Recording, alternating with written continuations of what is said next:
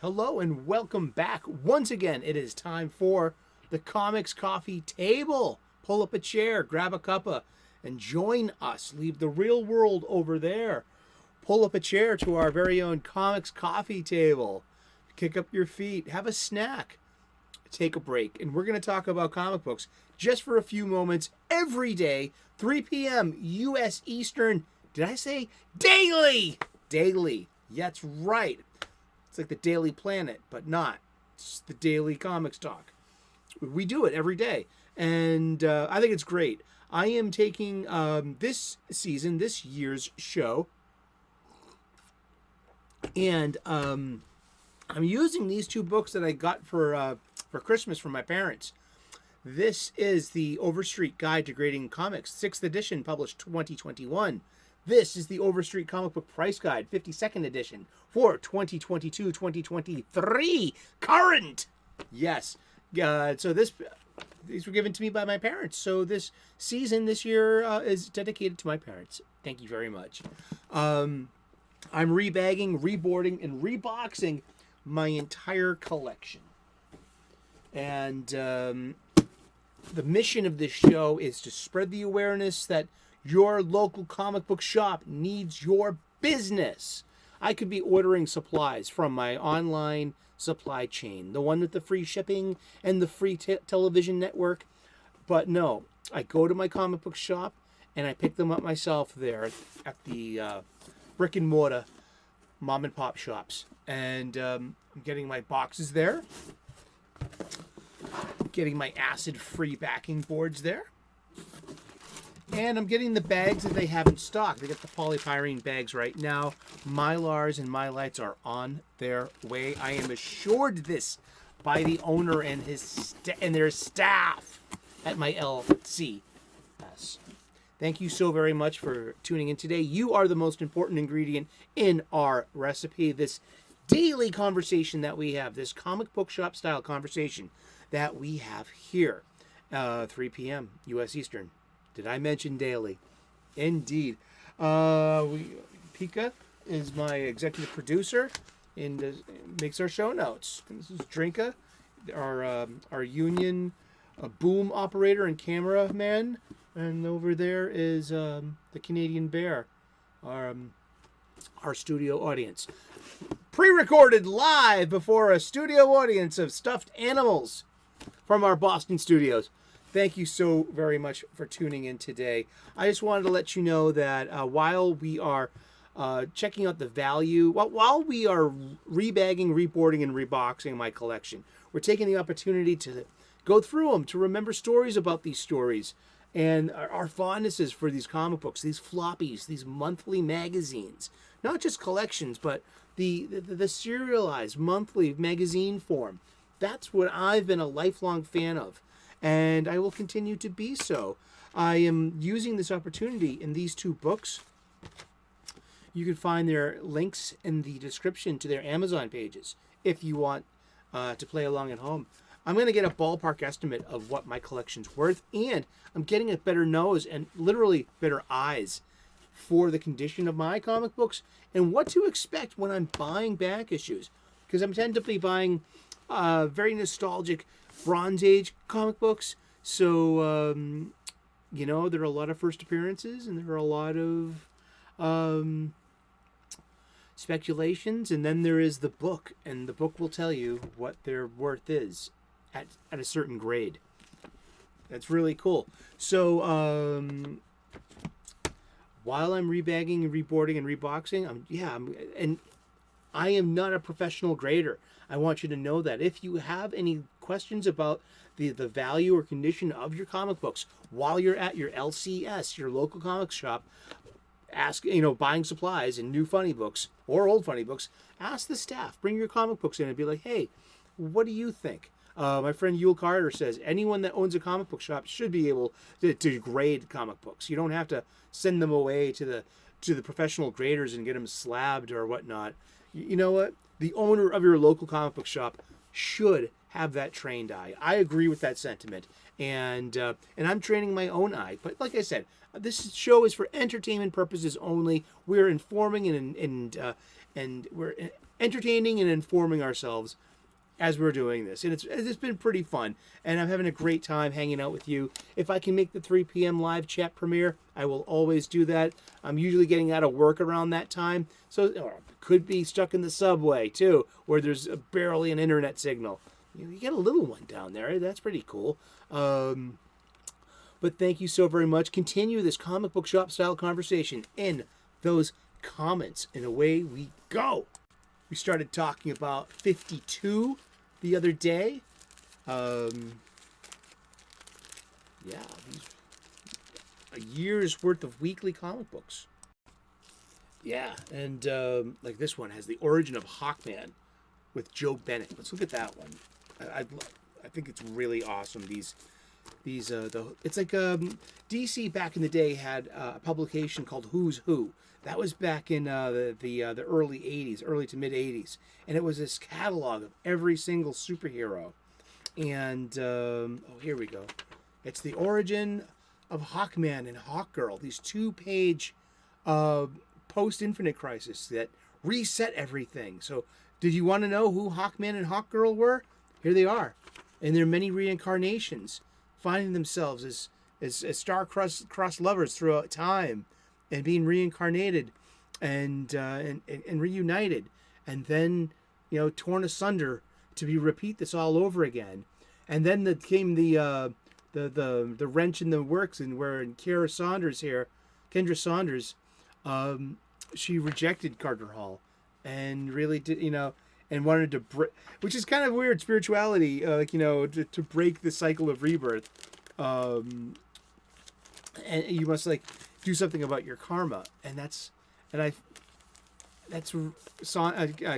Saunders rejecting, this rebirth, and maybe that's going for her spiritual moksha, her spiritual awakening. So I think he's been, some of you out there in the live chat right now are more familiar, and they always suggest Vendetti's most recent Hawkman line. I hear that's Acme, and I need to catch up on that. I just have no space left for a lot of new stuff. I gotta watch what I buy.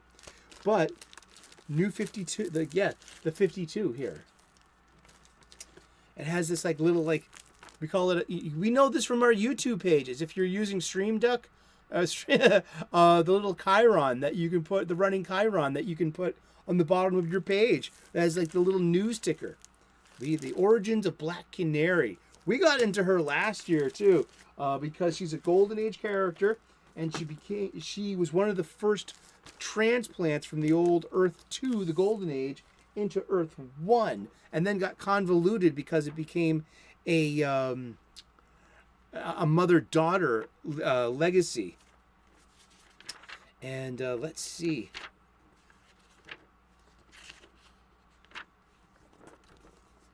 The Origins of Black Canary.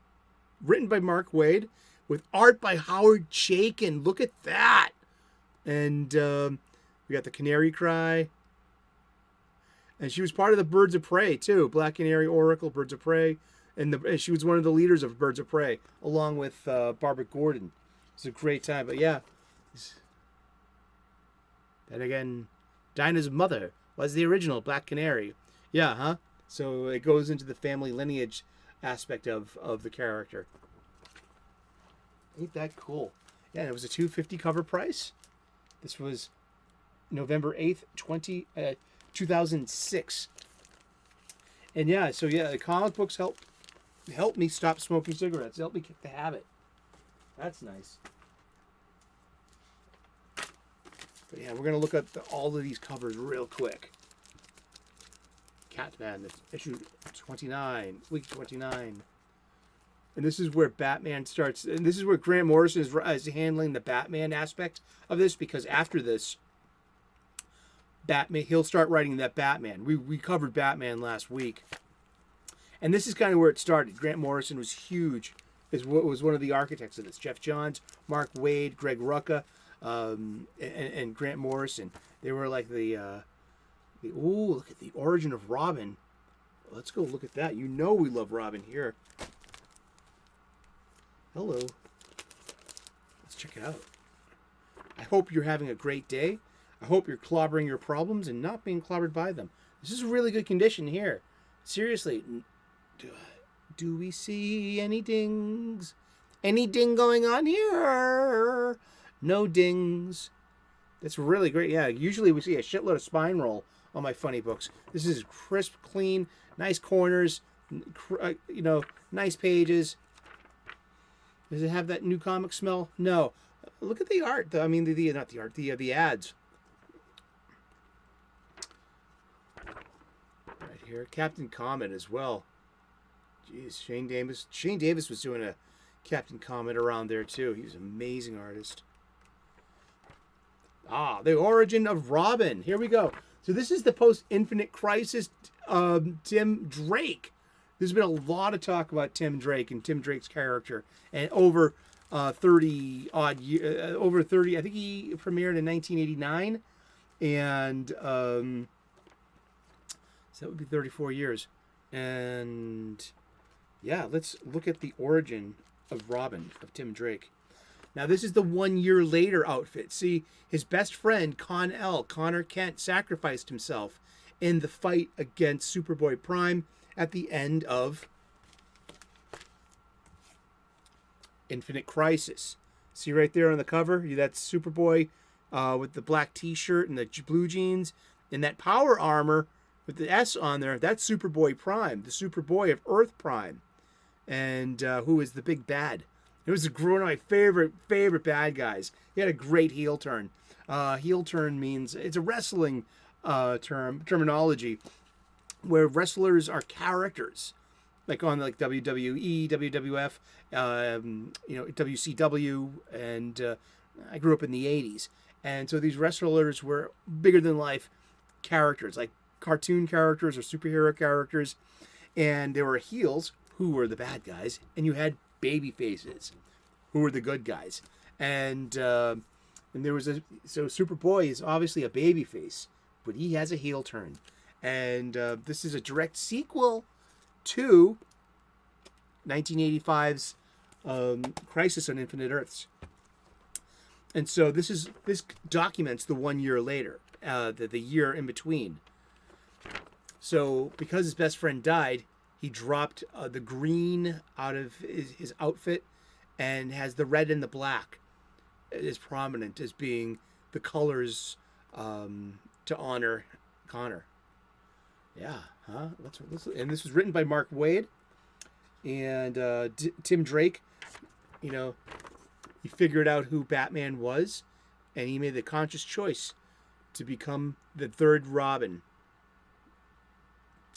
And he was only in that traditional outfit for a little bit, and then he's mostly known for this outfit here, with the green pants and the ninja toe boots, and here we are, Jack and Jane Drake. He lost his dad in Identity Crisis, and he was adopted by Bruce Wayne. So that apparently is still canon.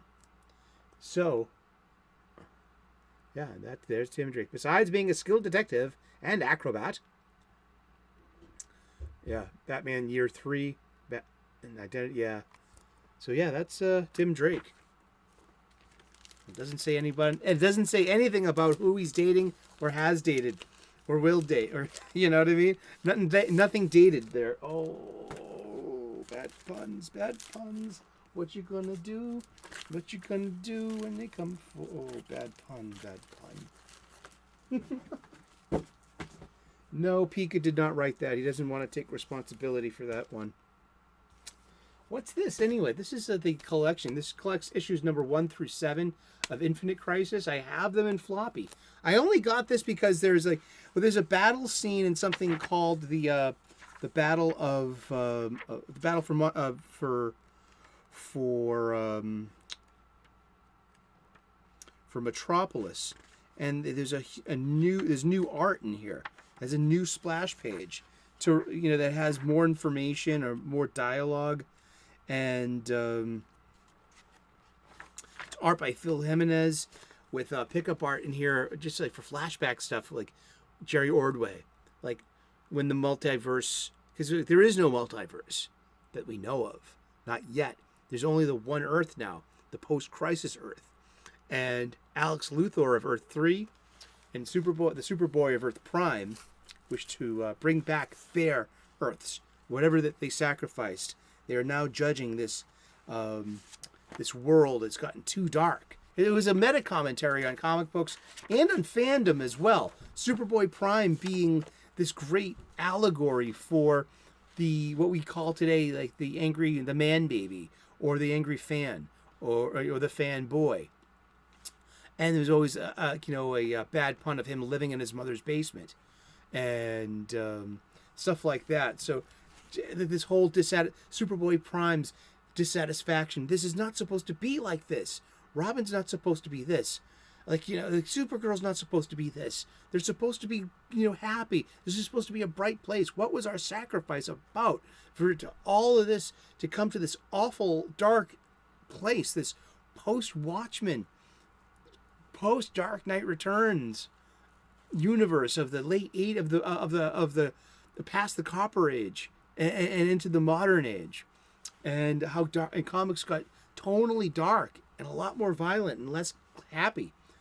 But I love this scene, this interaction between Power Girl and Black Adam. There's Psycho Pirate, and I love it. Was that necessary, Adam? Absolutely. That was great. And oh yeah, the death of Superboy, and there's Robin, his best friend. And there's a lot of good story. This is great storytelling, and a lot of Green Lanterns too.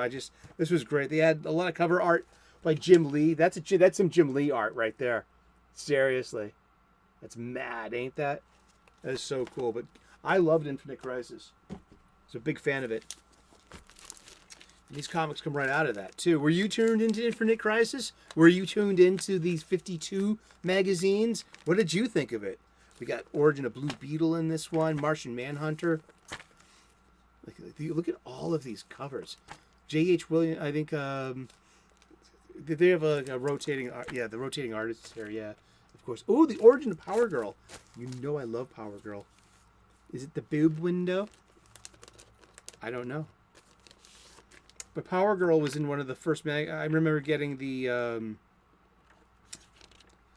this one. Yeah. Oh, isn't that interesting? This is written by Mark Waid with art by Adam Hughes, who draws beautiful women. And here we go, because it restores Power Girl's original pre-crisis origin. Exactly.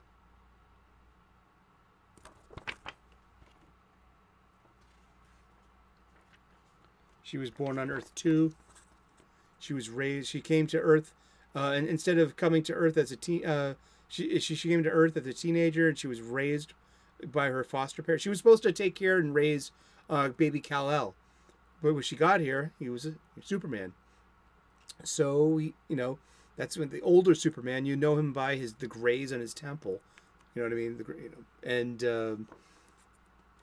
and she became her own hero, and that was on Earth 2. Yeah. Because after Crisis on Infinite Earths, there was only the one Superman. There was no more Golden Age Superman. And, he was living on a paradise dimension with his Lois, Alexander Luthor of Earth 3, and Superboy Prime after Crisis on Infinite Earths. See, that's the gray on his temples, the older Superman. That's the Golden Age Superman. That's the Superman right there in last year's book. That's Superman. Yeah. All the same Superman. And thank you so very much for tuning in today. We've been talking about comic books, and we're going to talk about comic books every day for the rest of the year. This is just some love and appreciation for a year's worth of going to the Funny Book Bodega, to our local comic book store every day for 1 year. Some of them don't have the little backups. The Origin of Starfire. Ooh, let's look this one real quick. And if you like and subscribe, if you haven't subscribed already, I would love to be able to earn your subscription. We make daily content here. We talk about comic books every day. Written by Mark Waid, art by Joe Benitez, and she was sold into slavery by her sister, where she was made to trained in a warrior's ways. As a child, endured years of torture to save her family, and pain magnified once she had a commander as her sister Blackfire. Evil, great bad gal, and with her new powers, she freed herself.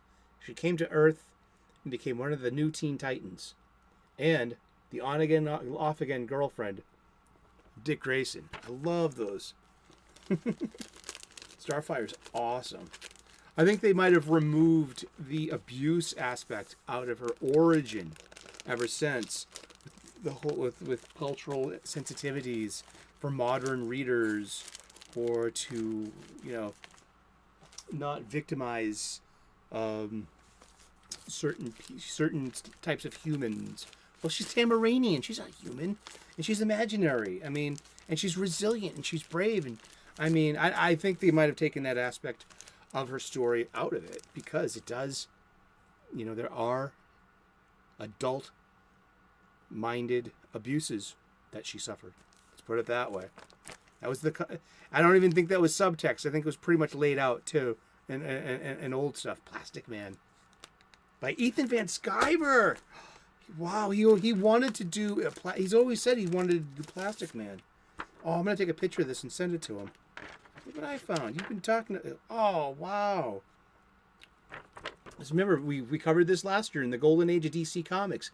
Plastic Man was originally Quality Comics, and they got bought out by DC Comics along the way.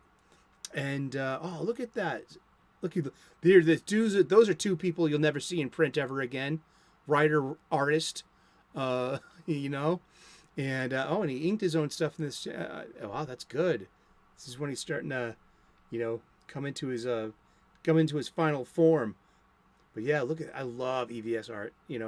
He's a wrestling heel too. I mean, I love watching his show. He's like Roddy Piper, and his show is Piper's Pit. Seriously, that whole, that's all full of heels and baby faces, comic book creators. And if you heard of something called the Culture War, yeah, it's nothing but just sports radio wrestling kind of things, with like one side taking things a bit too seriously, and the other one's laughing, and making off-color dick and fart jokes and insensitive remarks about, it's pretty much like shock jock radio of the 90s. Yeah, that's where it went. Are they evil, and are they a H8 group? I don't think so. I have better sense than that. I know they say the most cringy shit sometimes. They do. They really do. But, I mean, seriously, yeah. If I'm not buying it, I'm not buying it. Look at that beautiful art. This is where Black Adam starts to go back to being evil, because he loses the Black Marvel family. He's got Isis, and he's got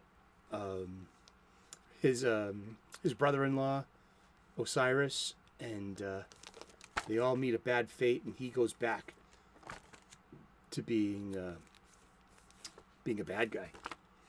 Awesome. This is great. And World War III starts here.